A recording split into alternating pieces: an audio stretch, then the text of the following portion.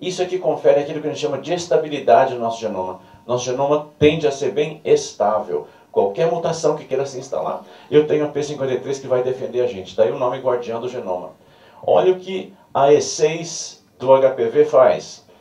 Gruda com a P53 e degrada a nossa querida e amada guardiã do nosso genoma lá da nossa célula do colo do útero, fazendo com que a P53 perca a sua função de proteger o nosso genoma contra o surgimento de câncer.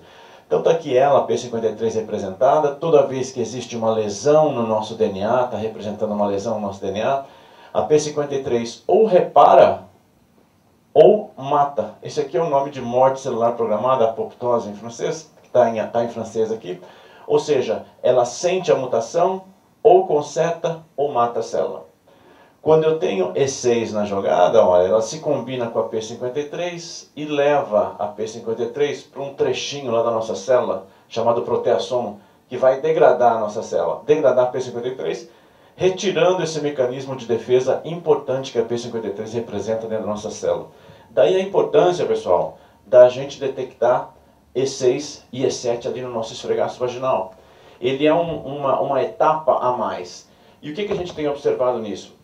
A gente tem observado que de cada 100 mulheres com HPV de alto risco, só 30% delas têm a presença de E6 e E7. Então, 70% a gente fica bem tranquilo. Olha o que eu estou falando, eu vou repetir. Não é 100 mulheres ali da população. São 100 mulheres com HPV e, mais ainda, com aqueles HPVs que a gente chama de alto risco. Até então, essas mulheres seriam tratadas com cauterização, procedimentos aí um pouco mais agressivos. Hoje a gente sabe que a gente consegue discriminar um pouco mais isso. Dessas 100 mulheres com vírus de alto risco, só 70%, ou melhor, só 30% é que eu vou fazer os tratamentos mais clássicos, vamos dizer assim.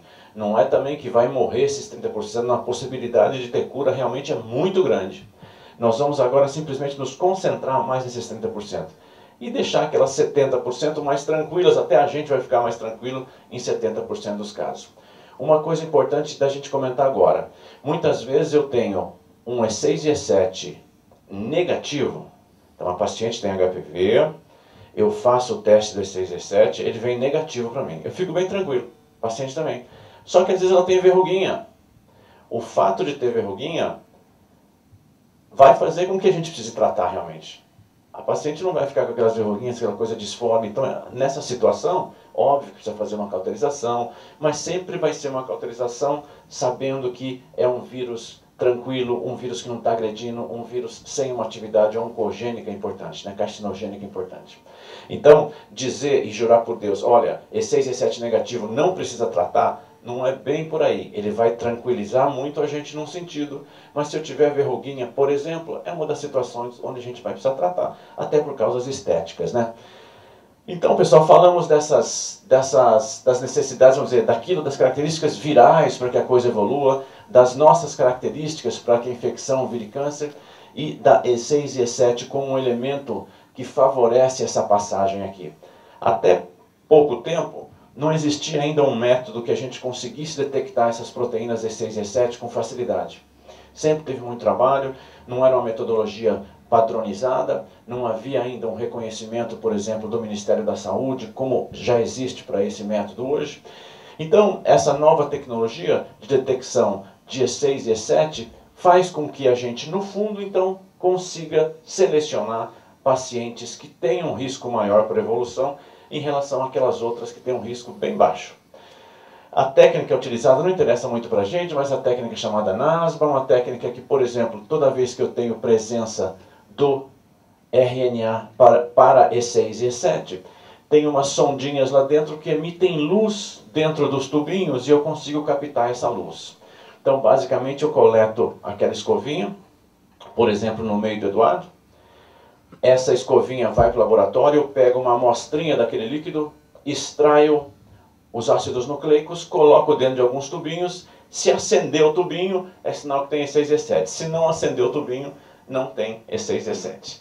Acontece de acender, felizmente, só em 30% dos casos positivos para HPV de alto risco. Isso também é uma coisa muito técnica, é o equipamento que faz, a extração desses ácidos nucleicos é automatizada, né? Então eu ponho o tubo lá, saio e ele faz aquilo, isso diminui bastante erro humano, favorece bastante a capacidade de fazer mais exames no laboratório, facilita muito em termos de mão de obra. E o equipamento é esse, bem pequenininho, esse conjuntinho de 3, e na realidade essa é a tela do computador. Toda vez que eu tenho a subida de uma curvinha dessa aqui, olha, significa que essa paciente, cada quadradinho desse, pessoal, é uma paciente diferente, tá? Aqui eu tenho uma paciente positiva, olha, subiu essa curvinha aqui, aqui eu tenho outra positiva, aqui o que conta nesse quadrante são só as azuis. Então aqui subiu, aqui subiu, aqui subiu, aqui subiu. As vermelhas aqui são controles internos, nesse quadrante aqui. E eu vou salientar isso, muito embora seja um aspecto técnico meio chato, talvez não interesse muito, mas eu acho importante, porque esse método mostra pra gente se a coleta foi boa. Tem médico que não coleta direito, por incrível que pareça. Tá? Essa telinha, toda vez que sobe esse vermelhinho, ele diz, olha, essa coleta foi boa, os reagentes que você está trabalhando são reagentes que estão funcionando, a sua transcrição reversa foi boa, o equipamento em si está funcionando, então é uma segurança muito grande para a gente isso. Tá bom. E só para a gente ter uma ideia, então, esse equipamento, ele mostra para a gente, ele detecta os 5 tipos mais prevalentes de HPV no câncer. Vamos pensar junto. Se eu pegar aqui na sala ao lado, 100 mulheres com câncer de colo de útero, os tipos de HPVs que elas terão serão ou 16, ou 18, ou 31, ou 45, ou 33. Estou dizendo com isso, pessoal, que esses 5 tipos, olha, 16, 18, 31, 45 e 33, respondem por quase 95% dos casos de câncer de colo de útero. Tá? Não é na população sem câncer. Estou falando e repito, 16, 18, 31, 45 e 33 respondem por perto de 95% dos casos de câncer instalado. Né? Essa metodologia justamente detecta esses 5 tipos. Ela diz para a gente se tem E6 e E7 e qual o tipo de HPV dentre esses 5 é que está produzindo o E6 e E7. Então ela é capaz de dizer para a gente uma coisinha a mais. Além de dizer se é E6 e E7 positivo, ela diz, olha, é o tipo 16 esse aí, ou é o tipo 31 que está infectando essa paciente.